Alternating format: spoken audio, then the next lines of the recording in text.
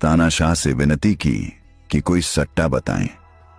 पूज्य मस्ताना जी कुछ देर चुप रहे, फिर फरमाया कि रखिए आराम, हमें तो एक ही सट्टा आता है कि ये कीमती श्वास हैं, इनको जितना हो सके भजन में लगा लें और भजन का खजाना इकट्ठा कर लें। सन 1952 की बात है कि पूज्य मस्ताना जी दिल्ली गए। उस समय राशन पर कंट्रोल था और 3.5 छटांग प्रति व्यक्ति के हिसाब से राशन मिलता था। पूज्य मस्ताना शाह के साथ करीब 10 आदमी थे, इसलिए लाला राम रखा ने अर्ज की कि यदि आप आज्ञा दें तो एक कच्चा राशन कार्ड बनवा लें। अर्जी देने पर मेहमानों के लिए कार्ड बन जाते हैं। इस पर पूज्य मस्ताना जी ने फरमाया कि रखिया राम, क्या जरूरत है, हमने कल चले जाना है। परंतु वापस आते आते लगभग 15 दिन निकल गए और संगत भी बढ़ती गई। अमरपुर डेरे के कुछ विश्नोई भी साथ थे। खाने के समय पर 20 या 25 आदमी हो जाते थे। रोटी अठपहरी मिलती थी। सारे घर वाले सत्संग सुनते सुनते इतने मस्त हो गए कि आटे का ध्यान ही न रहा।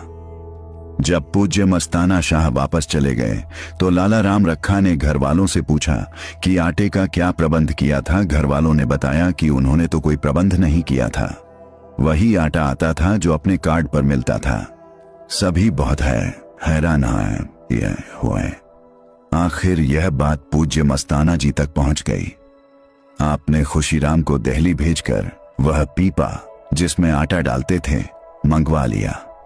यह पीपा उसी सामान के साथ गया था जो लाला राम रखा को पाकिस्तान से आने पर पूज्य मस्ताना जी ने भेजा था। जब दोबारा लाला राम रखा जी सिरसा डेरे में आए तो मस्ताना शाह ने फरमाया कि रखया राम, अगर यह बात किसी को ना बताते तो सारी उम्र खाते रहते और आटा खत्म नहीं होना था, परंतु यह राज तुमने निकाल दिया, इसीलिए वह पीपा वापस मंगवाना पड़ा।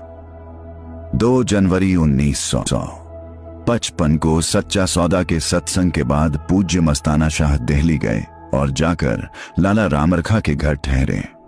उनके 2 लड़के इंटर पास करके नौकरी न मिलने के कारण घर बैठे थे। उनको देखकर एक दिन शहंशाह ने फरमाया कि देखो भाई, काल रखिया राम के लड़कों को नौकरी भी नहीं देता। बस इस बात के 1 हफ्ता में ही दोनों को नौकरी मिल गई। बड़े लड़के कस्तूरी लाल को एयरफोर्स में कमांडिंग पायलट अफसर का पद मिला। 1955 को वह ट्रेनिंग पर गया और 4 जनवरी 1956 को उसको कमीशन मिल गया।